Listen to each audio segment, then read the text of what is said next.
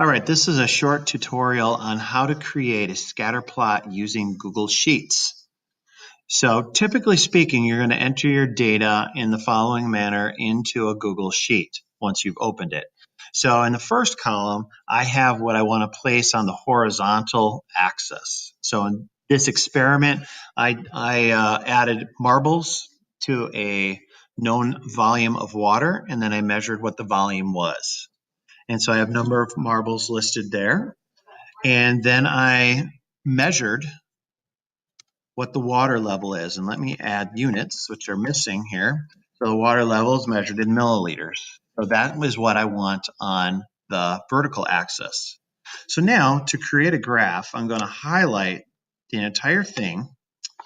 And there's two places I can do this. We got this icon right here that says Insert Chart, or you can simply go to Insert and find Chart. Either way, you get to the same place. Now, Google Sheets has changed slightly their interface, and so what you're going to need to do here is, in this case, defaulted to a column chart. I want a scatter plot. So I click on the down arrow, I scroll down until I find scatter plot, and now I'm good. So that's the graph I want. Now, there's a couple additional things that I want to do to this graph. And so one thing I want to point out first off is notice how the axes are already labeled. So the headers came up as labels. In this case, it automatically selected use row 1 as headers. If you don't have the labels come up, then you can check this if the first row has those. Otherwise, you can change these by going into Customize. So here, Customize Chart Axis and Titles, which will allow you to change any of these axes. Let me click on that. First thing is Chart Title. So let's say I don't care that it's in milliliters for the chart title itself. I can change that. All right, and if I click on that again, it compacts that. Now, the other main thing that we're going to need to do with a scatter plot is we're going to need to apply a line of best fit. So to do that, we're going to click on Series. So Series is here, and I'm going to scroll down. It's set to water level because that's my only component on the vertical axis. And down here it says trend line. Now we're going to only use linear fit lines. We will do mathematical processing of our data to create linear lines no matter what. So if we have a curved line, there's more work we need to do.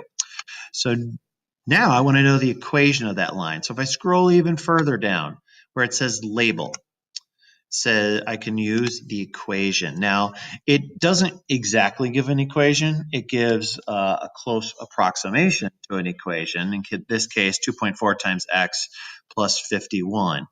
We're going to modify that in a second. Also, I encourage you to select show R squared value. That's a statistical parameter that will tell us how close our dots are to this best fit line. The closer to 1.0 you are, the closer the fit. So the better the fit. Now, I actually don't like this equation. So either in your lab report, you're going to have to change it to meaningful variables. You can also do it there if we can remember 2.4 and 51. So what I'm going to do is I'm going to go custom.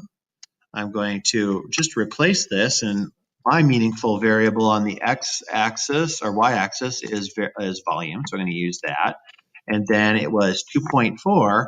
And now let's think about what the units are on this. So the units are milliliters per marble. And then we're going to multiply that by, I'm going to use n for the number of marbles. And then the intercept was 51. Well, what are the units on the y-axis? In this case, it was milliliters. So I can actually insert directly into my Google chart the equation that I want. And this gives me an adequate chart. There's other things on the customize menu that you can use if you want to change font size, the number of lines on the axis, like if you want this to go down to 0 axis, you can do those kind of things.